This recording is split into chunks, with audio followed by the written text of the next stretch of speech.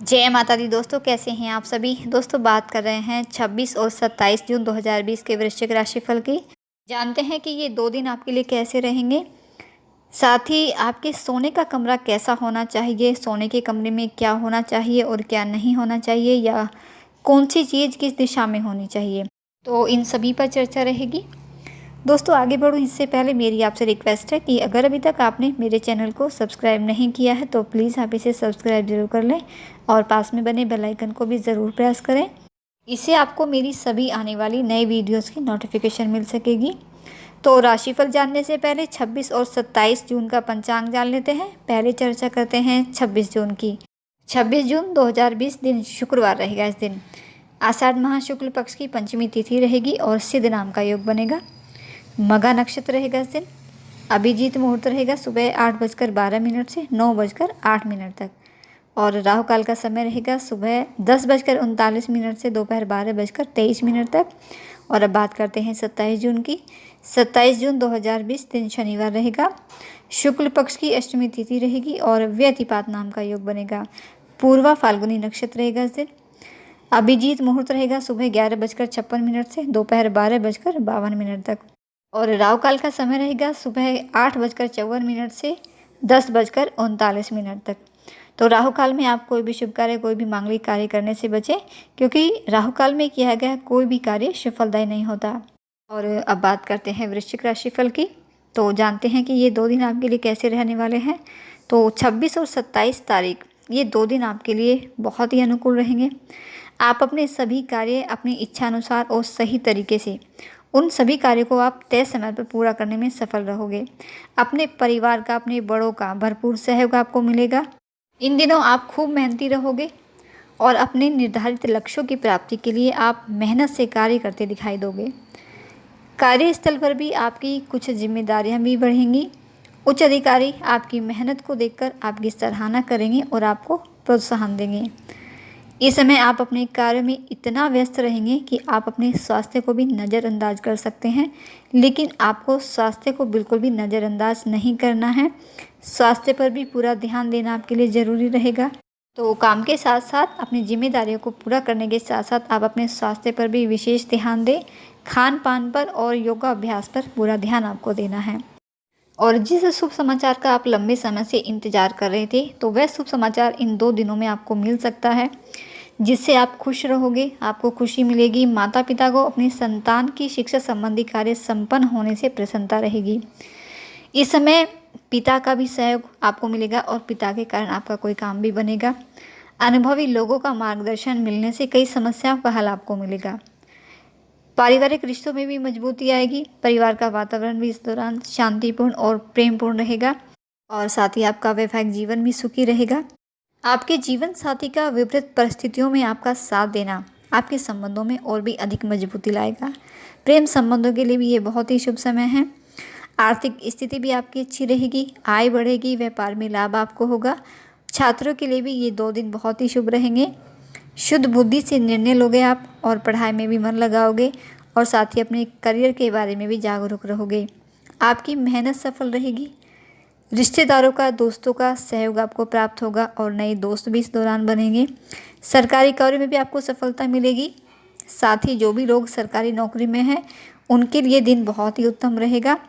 Salary increment या promotion के प्रबल योग आपके लिए बनेंगे और साथ ही सामाजिक कार्यों का हिस्सा भी आप बन सकते हैं इन 2 दिनों में, जहां आपका मान सम्मान बढ़ेगा, आपका सामाजिक दायरा भी बढ़ेगा, आपकी महत्वाकांक्षाएं बढ़ेंगी और उन्हें पूरा करने के लिए आप पूरे प्रयास करोगे और उनमें आपको सफलता भी मिलेगी।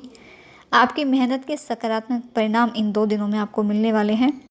कोई भूमि या घर खरीदने की योजना भी इन 2 दिनों में बन सकती है और अपना भी काम बन जाए और दूसरों का भी भला हो, ऐसी भावना आपकी रहेगी। तो बहुत ही अच्छा समय है आपके लिए। एकाग्रचित होकर अपने भविष्य की खूब प्लानिंग करें, समय आपके साथ है।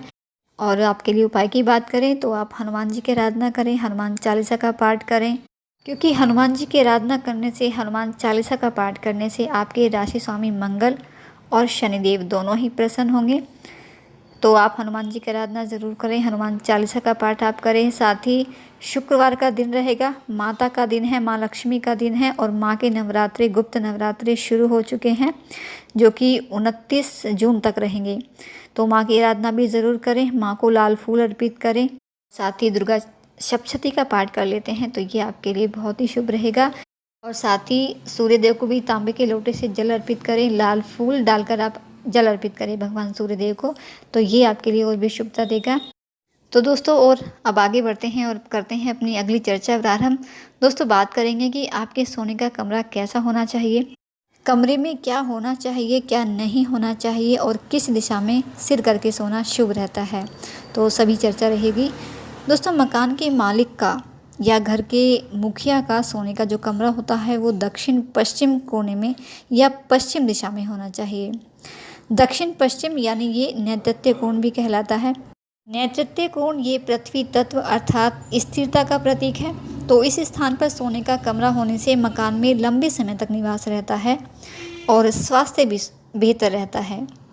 सोने के कमरे में बेड या पलंग इस प्रकार से होना चाहिए कि उस पर सोने से सोने वाले व्यक्ति का सर पश्चिम या दक्षिण की ओर रहे, क्योंकि इस तरह सोने से सुबह सुबह उठने पर मुख पूर्व या उत्तर दिशा की ओर होगा।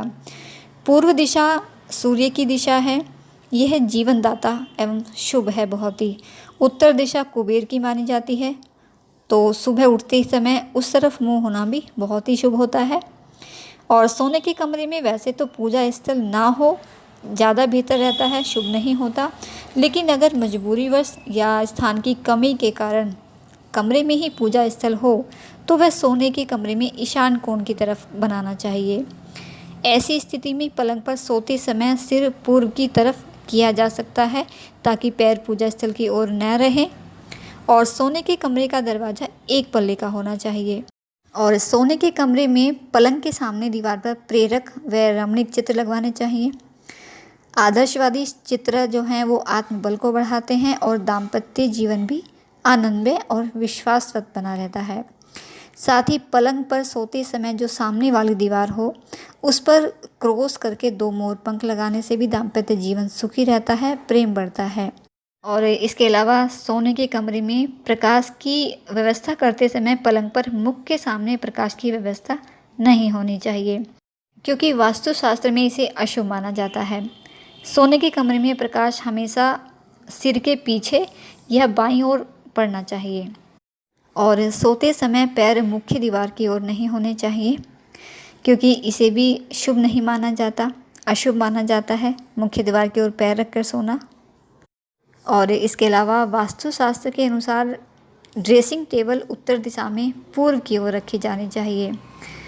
पश्चिम दिशा में भी रख सकते हैं, लेकिन ऐसा भी मानते हैं कि बेड या पलंग पर जब बैठे हों या सो रहे हों तो उसमें दिखने नहीं चाहिए, यानी ड्रेसिंग टेबल अपोजिट साइड होना चाहिए, या फिर ड्रेसिंग टेबल अगर रखना ज़रूरी है उसी साइड में सामने ही पड़ता है तो फिर उसे ढक कर रखें, शीशे को किसी चीज़ से कवर करके रखना चाहिए। और उत्तर दिशा की ओर सिर करके नहीं सोना चाहिए, या तो नींद नहीं आती है और अगर नींद आ भी जाती है तो बुरे सपने बहुत अधिक आते हैं, ऐसा वास्तुशास्त्र के अनुसार माना जाता है। और पलंग को सोने के कमरे के द्वार के बिल्कुल पास नहीं होना चाहिए, इससे चित्त एवं मन में अशांति बनी रहती है। इसके अलावा उत्तरी पूर्वी दिशा में सोने का कमरा बनवाने से ये स्वास्थ्य की दृष्टि से बहुत ही हानिकारक होता है। और वहीं इसके साथ ही विद्यार्थियों के लिए अगर बात करें तो पश्चिम दिशा में सिरहाना होना बहुत ही उपयुक्त रहता है विद्यार्थियों के लिए। इससे विद्यार्थियों की एकाग्रता में वृद्धि होती है, पढ़ाई में मन लगा पाते हैं, बुद्धि तेज होती है। और इसके अलावा सोने के कमरे में कैसा कलर होना चाहिए, तो सोने के कमरे में आसमानी, गुलाबी या हल्के हरे रंग का पेंट करवाना चाहिए, क्योंकि ये हल्के कलर होते हैं और हल्के कलर बहुत ही अच्छे रहते हैं सोने के कमरे में। तो इस तरह के कलर सोने के कमरे में होने चाहिए। तो दोस्तों ये थी जानकारी आपके लिए आपके राशिफल की, और साथ ही आपका सोने का कमरा कैसा होना चाहिए। तो ये सभी जानकारियाँ उम्मीद करती हूँ आपको ज़रूर पसंद आई होगी। और अगर आपको मेरी वीडियो अच्छी लगी है, जानकारी आपको पसंद आई है, तो वीडियो को लाइक और कमेंट बॉक्स में आप माँ का एक जयकारा ज़रूर लगा कर जाइएगा। आपका दिन शुभ रहे। माता रानी आपको और आपके परिवार को स्वस्थ रखे और साथ ही इस महामारी से आपको सुरक्षित रखे। माता रानी माँ का आशीर्वाद आपको मिले। इसी मंगल कामना के साथ एक और नई जानकारी के साथ फिर मिलेंगे। तब तक के लिए जय माता दी।